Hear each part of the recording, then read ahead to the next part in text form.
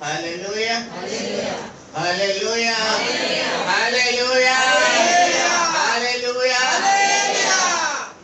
స్తోత్రం కలుగును గాక. ప్రభువైన యేసుక్రీస్తు వారిని ఆరాధించుటకు మిమ్మల్ని అందరినీ కూడా ప్రత్యేకంగా ఆహ్వానిస్తున్నారు. హల్లెలూయా.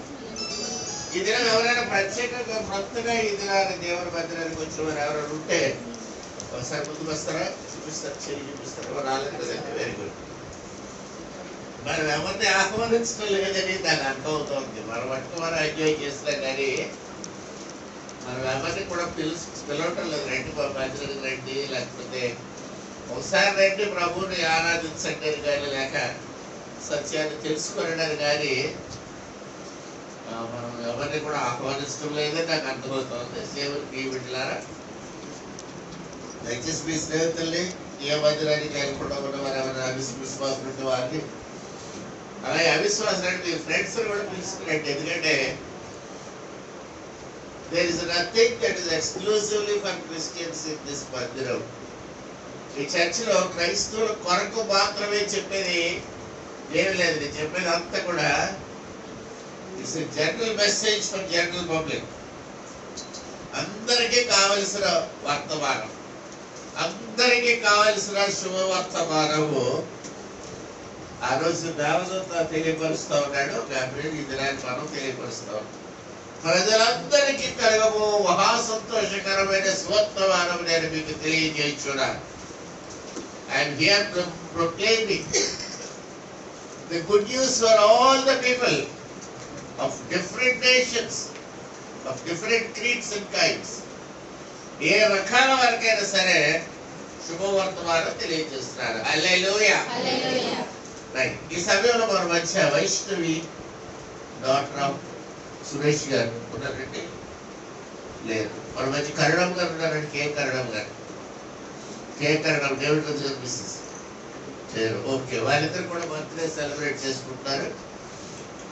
వారి కొరకు ప్రార్థన చేద్దాం. తర్వాత ప్రేమ గల మా దేవ, ఈ వారంలో బర్త్డే సెలబ్రేట్ చేసుకుంటుంది ప్రియ బిడ్డలు కరణం గారి కొరకు ప్రార్థన చేస్తున్నాం. అలాగే వైష్ణవి కొరకు కూడా ప్రార్థన చేస్తాం. కొడుకు చూపట్టు వారిని ఆశీర్వదించి నూతన దయాకిరీటం వారికి ఇచ్చినందుకు విస్తృతిస్తా ఉన్నాం.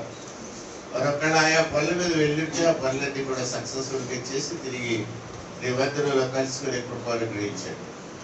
అలాగే ఇంకెవరిదైనా వివాహ వార్షికోత్సవాలు ఉంటే ఆ బిడ్డలు ప్రత్యేకముగా ఈ దినాన్ని దీవించమని ప్రార్థన చేస్తున్నాము.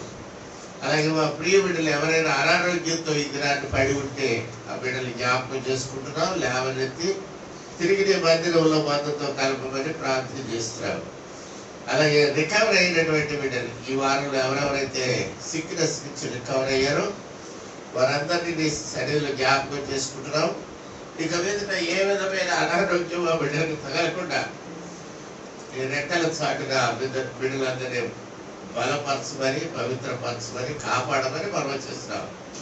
చిన్నారు దీవెనలు నెమ్మది అనుగ్రహించుమని ప్రభువైన యేసుక్రీస్తు వారి పరిశుద్ధ నామమున ప్రార్థించుకుంటున్నాము తండ్రి. ఆమేన్. హల్లెలూయా. చక్కని సాక్ష్యాలు మనం విన్నాము. సోమదేవ్ గారి పన్ను మస్తు వెళ్తే పన్ను మాట దేవుడు కానీ ఇంకేమొచ్చినండి? కరోనా వచ్చింది. కాబట్టి పోయిపోయిన పన్ను కానీ అవగానే కరోనా రాకుండా దేవుడు కాపాడాడు. అద్భుతం. హల్లెలూయా. చాలా సార్లు మనం అనుకుంటాం కదండి, దేవుడు మనల్ని మరి విచిత్రంగా కాపాడతాడు. ఏలియాబాబు గుర్తుంటుంది. ఏలియాబాబుని ఏదో ఒక రోజుని బెంగళూరు బస్ స్టాండ్ లో వెయిట్ చేస్తున్నాం. బస్సులో వస్తున్నాయి. బాబు పరిగెట్టుకుంటూ చెడ్డ దగ్గరికి. అందులో ఒక బస్సు రెడీగా ఉంది. అందులో కానీ క్యాబిన్ లో సీట్లు లేవట. 2 సీట్లు క్యాబిన్ లో ఉన్నాయట. 2 సీట్లు డ్రైవర్ పక్కన బెంచ్ మీద ఉన్నాయట. తీసేసుకుందాం అంకుల్ అన్నాడు. నేను అప్పటివరకు ప్రార్థన చేస్తున్నాను, ప్రభు క్షేమకరమైన ప్రయాణం మాకు ఇవ్వండి. బాబు రాగానే చెప్పారు, రోజు బాబు తీసుకోవద్దు, నెక్స్ట్ బస్కి తీసుకున్నాను. నెక్స్ట్ బస్ ఇంకొక హాఫ్ అన్ అవర్ లో ఉంది. ఆ బస్కి అది వచ్చింది. ఆ బస్ రాగానే టికెట్ కోసం వెళ్ళాడు బాబు పరిగెట్టుకుంటా. 4 సీట్లు కూడా క్యాబిన్ లో కాదు, దీంట్లో బాడీలో ఉంటాయి. తీసుకున్నాడు. చక్కగా మేము వెళ్ళిపోతున్నాం. 2 బస్సులు ఒకేసారి బయలుదేరండి. చాలా లాంగ్ డిస్టెన్స్. బెంగళూరు నుంచి వేలెక్కి వెళ్తున్నాం మేము. కర్ణాటకలో ఉన్న క్యాపిటల్ సిటీ నుంచి తమిళనాడులో ఉన్న బీచ్ ఒడ్డుకి వెళ్తున్నారు. చాలా నైట్ ఓవర్ నైట్ జర్నీ. ఆ 2 బస్సులు ఒకదాని నుంచి దోసుకుంటూ వెళ్తున్నాయి. కానీ కొంత దూరం వెళ్ళేసరికి వాకంటే ముందు బయలుదేరిన బస్సు భయంకరమైన యాక్సిడెంట్ లో లారీతో గుద్దేసి ఒక లోయలోకి పడిపోయింది. అందులో వచ్చి కుక్కల కిటికీలు వచ్చి అట్లకి బయటకు వస్తారు. భయంకరమైన సేఫ్టీ చూశాను నేను ఆ రోజు. 2 డ్రైవర్లు చచ్చిపోయి రోడ్డు మీద దొరుకుతున్నాను. అందులో ఒక అతని దగ్గరికి నేను వెళ్తే అతను ఇలా దొరుకుంటూ వచ్చి నా కాళ్ళ దగ్గరికి పోయి చచ్చిపోయింది. ఎందుకంటే లారీ మీద మొక్కను గుట్టేసుకున్నాను. సరే గవ బస్సులో ఎక్కేసాం. వాళ్ళు కూడా వచ్చారు. నిజం దగ్గర కూడా బాధ్యత బస్సు తగిలేదు కానీ మేమంతా వేలెక్కడి వెళ్ళి హాయిగా ప్రార్థన చేసుకున్నాం. కొంత సమయం గడిపాం. తిరిగి మళ్ళీ అదే బస్సు నెక్స్ట్ డే ఈవినింగ్ బయలుదేరి బెంగళూరు వచ్చేసారు. హల్లెలూయా. దేవుడు ఆ బస్సు ఎక్కకుండా నెక్స్ట్ బస్ ఎక్కించడం ఎంత గొప్ప సంగతి. హల్లెలూయా. అలాగే మన మిసెస్ రెడ్డి గారు కూడా వాక్యం సాక్షి చెప్పారు. చక్కని సాక్షి. స్కేర్సిటీ మెటీరియల్ భారతదేశంలో ఏదైనా చాలా తక్కువ సామాన్లు అవైలబుల్గా ఉన్నది అంటే ఒకటి బంగారం, 2 ఇసుక. ఏదైనా ఇసుక దొరకట్లేదు. బయటలో ఫ్లోరింగ్ చేసుకుందాం కూర్చున్నాం. ఇప్పుడు వచ్చేసుకు రావట్లేదు, దొరకట్లేదు ఇసుక. దేవుడి మందిరానికి ఎలాగోలాగా ఒక తొట్టి ఇసుక దొరికింది. మనకు ఒక ఆటో ఇసుక తెచ్చుకున్నాం 2500 ఇచ్చి. అమ్మగారికి లారీ ఇసుక ఇచ్చారు మనకి. దాంతో చాలా పనులు చేయించారు. ఇక్కడ కూడా వాటర్ వర్షం వచ్చినా సరే ఈసారి బయట కూర్చున్నాడు కూడా తాడడం. ఆ నీళ్లు కూడా అవతల కూడా కూడా కట్టించాం. కంప్లీట్గా నీళ్లు బయటకు వెళ్ళేటట్టుగా పెట్టాం. కాబట్టి ఇవన్నీ పనులు చేయడానికి, బాప్తిసం గుండి తయారు చేయడానికి కూడా నిర్మలమ్మ గారు ఇచ్చినటువంటి ఇసుక మనం వాడాం. కాబట్టి అమ్మగారికి కృతజ్ఞతలు చెల్లిస్తున్నాం. అలాగే ఆమె ఇచ్చిన బంగారం కూడా ఉందంటే బంగారం బహుశా వచ్చే 1st తారీఖున 1st వీక్లో ఆ గోల్డ్ ఆప్షన్ పెడతాం. కాబట్టి మీరు అందరూ సిద్ధపడి బాగా పెద్ద బస్సులు పట్టుకోండి. ఆ వేళలో ప్రతి వాళ్ళే పాల్గొనండి. డబ్బులు లేకపోయినా సరే పాల్గొనండి, పర్వాలేదు. విశ్వాసంతో పాల్గొనండి. బంగారం ఆక్షన్ వేస్తున్నప్పుడు వదిలిపెట్టండి. గోల్డ్ దొరకదు. ఒకటి గోల్డ్ దొరకదు. రెండోది బంగారం కానుక ఇవ్వడం. అలా కానుకగా ఇవ్వబడిన బంగారం దొరకడం అనేది రేరెస్ట్ ఆఫ్ రేర్. ఇది అసలు దొరకదు. కాబట్టి అది దొరుకుతుంది. కాబట్టి బంగారాన్ని పాడుకోవడానికి, ఆక్షన్ వేసి పాడుకోవడానికి మీరు ప్రయత్నం చేయండి. అయ్యా డబ్బులు లేవంటే ఎలా పాడబట్టారని కానీ మీరు అడిగినట్టయితే కావాలంటే ఇన్స్టాల్మెంట్స్ అన్న ఇస్తాం. కానీ కావాలంటే ఇన్స్టాల్మెంట్స్ అన్న ఇస్తాము. గోల్డ్ మాత్రం ఆశను పాడుకోండి. గోల్డ్ ఇక్కడ ఉంటుంది. తర్వాత మీరు ఇన్స్టాల్మెంట్స్ అన్ని కట్టే కప్పుడు పట్టుకెళ్ళండి, అయినా పర్వాలేదు. సో ఎవరండి బంగారం ఇన్స్టాల్మెంట్స్ లో ఇచ్చేది ఎవరన్నా? అందులోకి కానుకగా ఇవ్వబడిన బంగారం. దాన్ని కనబెట్టేసి పాడు చేసి ఇంకోటి ఏదో చేసుకుంటారు అనుకోకండి. మీకు ఒకటే చెప్తున్నాను నేను, బంగారం పనిచేయడం కూడా నేను నేర్చుకున్నాను. నాకు తెలుసు. బంగారం ఎప్పుడు కనబెట్టినా 50% లాస్ అవుతారు మీరు. 2 తులాలు బంగారంగా వస్తువు ఇచ్చి చేయరంటాడు. తులం బంగారం మనకి ఇస్తాను, తులవాడు తీసుకుంటాడు. తెలుసా? 50% యూఆర్ లూజింగ్. అందుకే బంగారంతో ఎప్పుడు కూడా తమాషా చేయొద్దు అని చెప్తాను నేను. ఎప్పుడైనా మీరు వస్తువు అది అలాగే ఉండాలా, అది అమ్మకూడదు. అమ్మితే ఆవిడ కొండ సగం పర్సెంట్ పోతుంది మీరు. సో గోల్డ్ దుద్దులు వచ్చి అమ్మగారికి ఇచ్చారు కాబట్టి ఆ దుద్దులు మీరు దాన్ని బంగారానికి మైలంటుకోదు. మీకు తెలుసు తెలియదు కానీ అదే ఒకటి పెట్టుకున్న బంగారం మనం పెట్టుకోకూడదని ఏం లేదు. గోల్డ్కి మైలు అంటుకోదు ఫస్ట్ థింగ్. ఒకవేళ అంటుకున్నా దాన్ని అగ్గిలో లగేసి తీసామంటే మళ్ళీ ప్యూర్ అయిపోతుంది కదా. ఇత్తడి ఒకటి బంగారం ఒకటి ఏమీ మైలు అంటుకోదు. అందుకే దోపార్తులు తీసుకొచ్చిన కోరాహు పిల్లలు ఇత్తడి దోపార్తులు పట్టుకొచ్చారు. మీరు చదివితే చక్కటి కనపడుతుంది దేవుడు వాక్యంలో. అన్ని పారేమన్నాడు కానీ దేవుడు ఆ గోపార్తుల్లో ఉన్న ఇత్తడి మాత్రం పారేమనలేదండి. అద్భుతం. దేవుడు వాక్యం ఇలా సెలవిస్తూ ఉంటే మీరు దాన్ని మనసు పెట్టి చదవాలి. కానీ అద్భుతమైన సంగతులు ఎవరు కనబడతాయి. కోరహు కుమారుని చాలా తిరుగుబాటు చేసిన వాళ్ళు ఆడ తెచ్చిన ఇత్తడి మాత్రం దేవుడు పారేమని అనలేదు. దాన్ని రేకు తయారు చేసి ఆ రేకు ఇత్తడి బలిపీఠం మీద మూతగా చేయమన్నాడు. To cover the art. దాన్ని కవర్ చేయడానికి ఇత్తడి రేకు వాడ. ఆ ఇత్తడి రేకు ఎవరు తెచ్చారు? కోరకులు. కోరకులు ఎవరు? తిరుగుబాటు చేసిన వాళ్ళు. హల్లెలూయా. బైబిల్లో తిట్టమని బయటికి రారు. అందుకని ముందు వెళ్ళక ముందు మిగతా విషయాలు కూడా చెప్పు. చక్కని సాక్ష్యం చెప్పారు చంద్రబాబు గారు చెప్పినటువంటి సాక్ష్యం. ఇప్పుడు తర్వాత ఎవరైనా చెప్పారు ఇంకో సాక్ష్యం ఇచ్చింది. మంచి సాక్ష్యం యోగు గారు. యోగు గారు సెల్ ప్రార్థన చేస్తే సెల్ బాగైందంట కదండి. ఈసారి ఎవరికైనా అనారోగ్యం ఉంటే యోగు గారి దగ్గర ప్రార్థన చేయించుకోండి, స్వస్థత వస్తుందని దాని అర్థం. హల్లెలూయా. మన దేవుడు గొప్ప దేవుడు, ఆశ్చర్యకరమైన దేవుడు. ఎవరు ప్రార్థన చేసిన సరే స్వస్థిస్తాడు. హల్లెలూయా. మంచి సాక్ష్యాన్ని యోగు గారు కూడా చెప్పారు.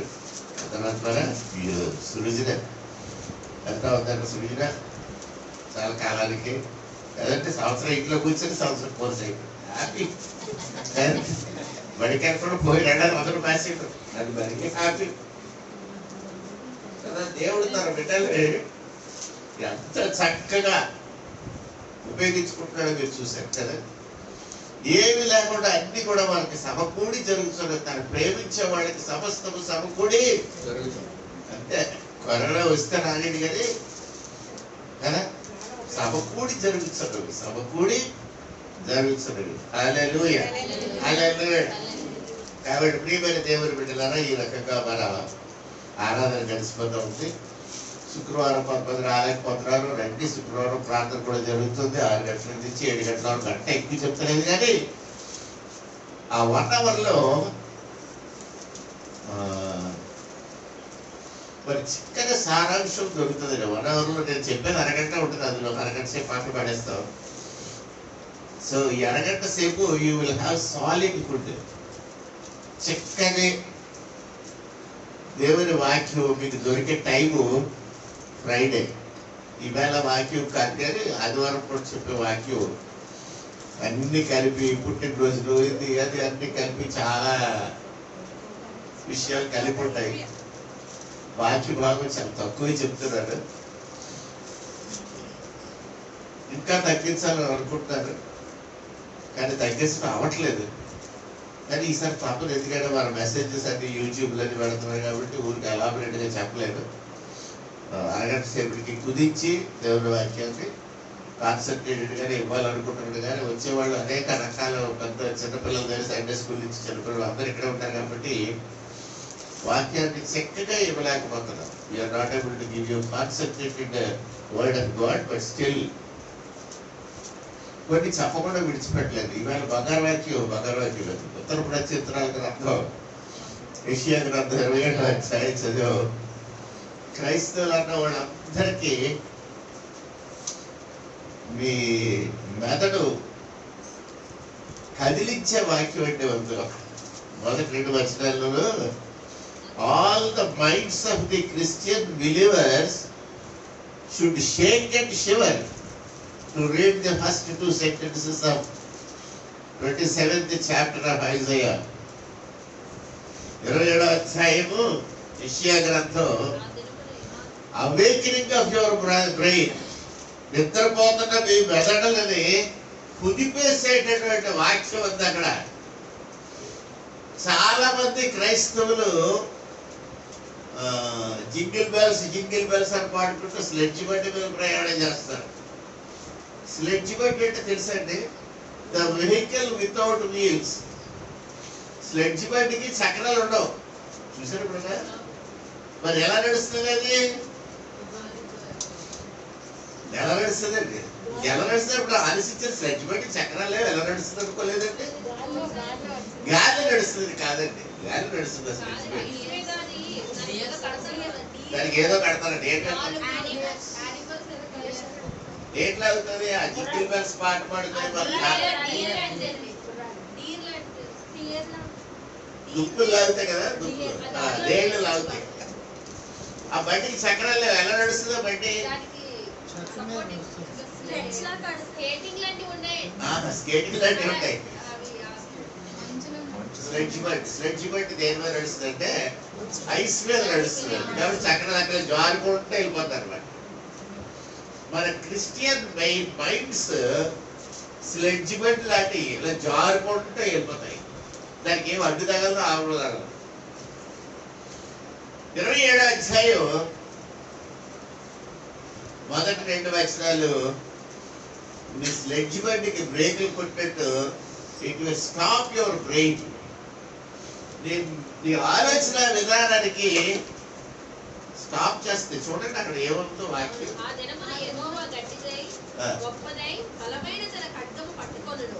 యెహోవా ఖడ్గము పట్టుకుంటాడు. Okay, very good. నెక్స్ట్ తీవ్ర సర్పమైన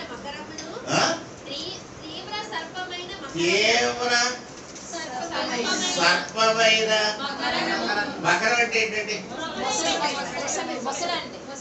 మకరం అంటే మొసలి. తీవ్ర సర్పమైన మొసలి.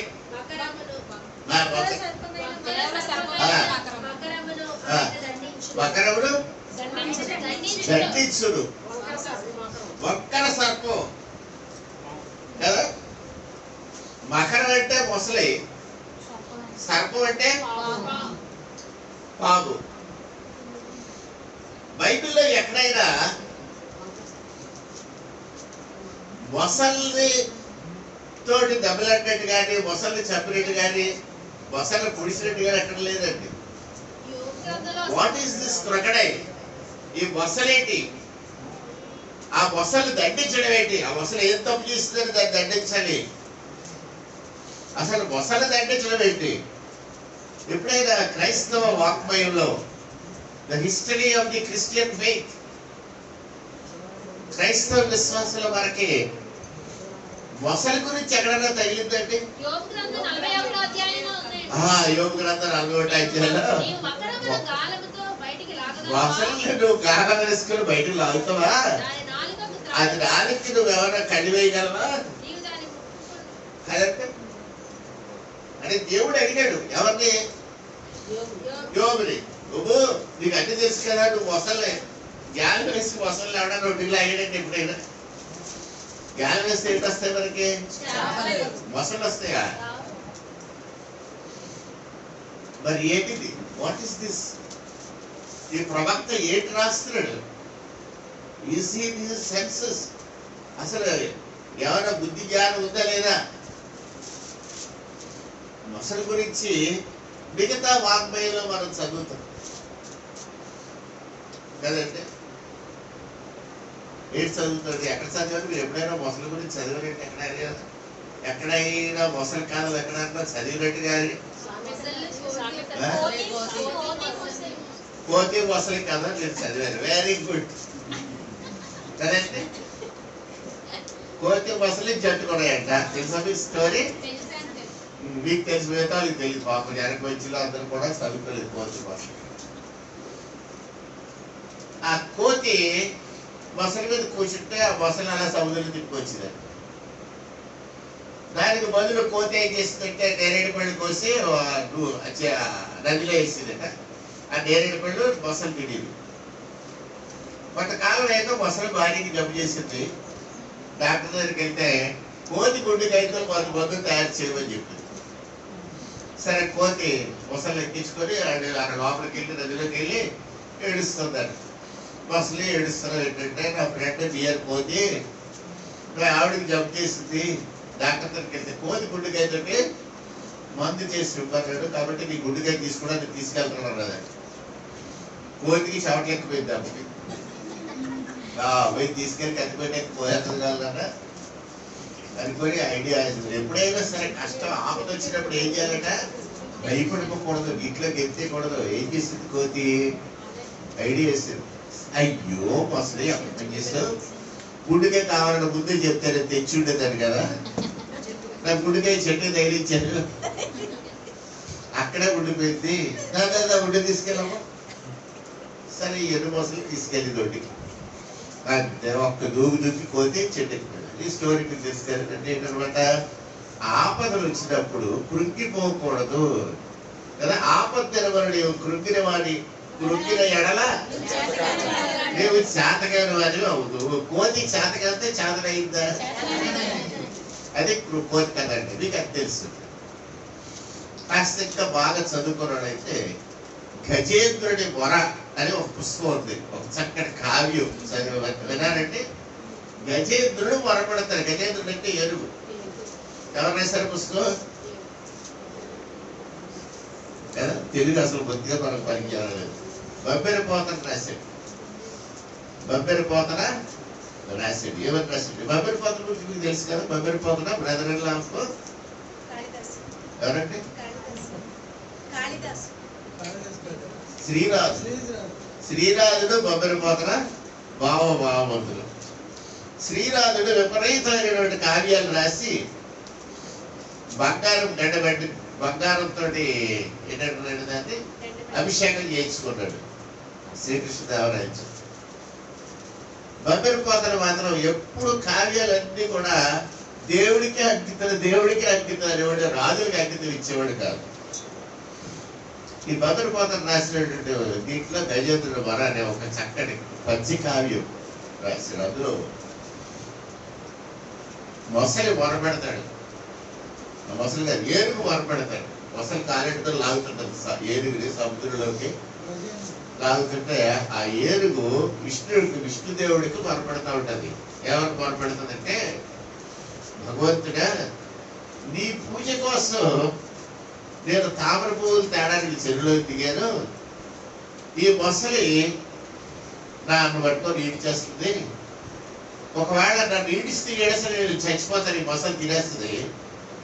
కానీ నీ పూజకి తామర పువ్వులు పట్టుకెళ్ళాడు ఎవడు ఉండడు అని ఈ మొసలు తినేడు వల్ల నీ పూజ అయిపోద్ది అని మొర పెడుతుంది. అది గజేంద్రుడు పెట్టే మొర సేవుమి అని కాదు, నన్ను రక్షించని కాదు, కానీ నిన్ను ఆరాధన చేసేవాళ్ళు ఆరాధన చేయడానికి పువ్వులు పట్టుకెళ్ళేవాడు ఎవరు ఉండడు.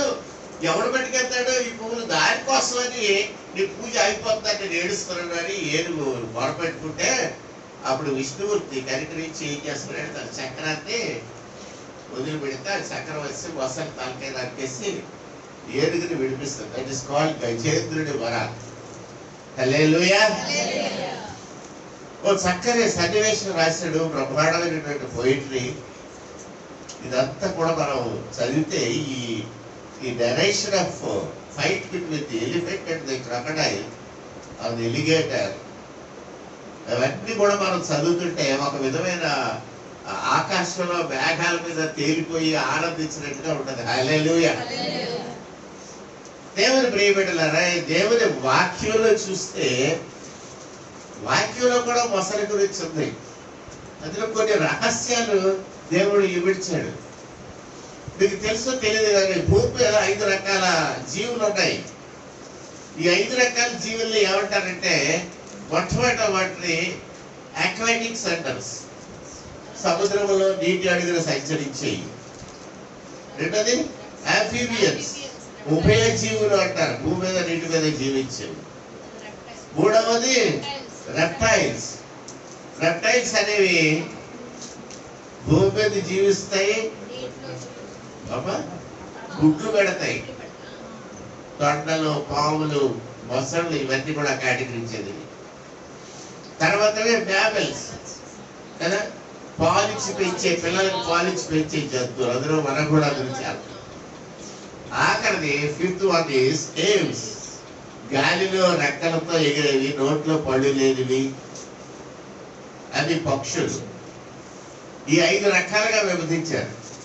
ఈ విభజించిన దాంట్లో రెప్టైల్స్ లో క్రొకడైల్, మొసలి కూడా దాంట్లోకి చెందింది, పావు కూడా దాంట్లోకి చెందింది. ఈ రెండు కూడా ఈ రెప్టైల్స్ అనే ఫ్యామిలీలోకి చెందుతాయి. హల్లెలూయా. దేవుడు సర్పమును శపించినప్పుడు నీవు పొట్టతో పాకుదు అని శపించాడు. ఆ శాపంలో ఉన్న అంతరార్థం ఏంటంటే, ఇంతవరకు నువ్వు కాళ్ళతో నడుస్తున్నావు, ఇక మీదట నువ్వు పొట్టతో పాకుతావు. అంటే దాని అర్థం ఏంటంటే, ఇది వరకు పావుకి కాళ్ళు ఉన్నాయని. Even science saying the same thing. పావులు అలాగా తరాలు బ్యాక్ వెళ్ళినట్టయితే దాని కాళ్ళు ఉన్నాయని చెప్తుంది సైన్స్. అలాంటి పిక్చర్స్ ఉన్న ఎన్సైక్లోపీడియా నా దగ్గర ఉంది. మన దగ్గర ఇక్కడ ఓవర్ హెడ్ ప్రాజెక్టు కొనబోతున్నాం. అది కొంటే మీకు అవన్నీ చూపిస్తాను. అది ఎలాగా పాము ఒక బకరంలో నుంచి బొస్సలిలో నుండి మార్పులు చెందుతూ ఎలా పాము అయిందో అని డార్విన్ సిద్ధాంతంలో ఏమని రాశాడో ఆ సిద్ధాంతం ఎన్సైక్లోపీడియాలో ఎలాంటి బొమ్మలు చూపిస్తుందో మీకు చూపిద్దామని ఉంటుంది నాకు.